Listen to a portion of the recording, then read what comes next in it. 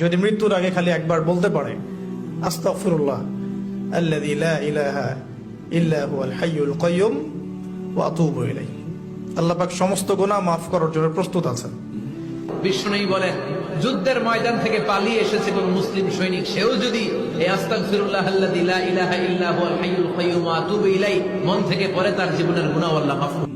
নবীজি বলেছেন, কেউ যদি মাগরিবের পরে আর এশার পরে, ফজরের পরে আর এশার পরে যদি 3 বার পড়ে আস্তাগফিরুল্লাহ আল্লাযী লা ইলাহা ইল্লা হুয়াল হাইয়ুল কাইয়্যুম ওয়া আতুবু ইলাইহি 3 বার করে যদি পড়ে, সাগরের ফেনা তুল্য গুনাহ যদি থাকে আল্লাহ তাআলা মাফ করে দিবেন।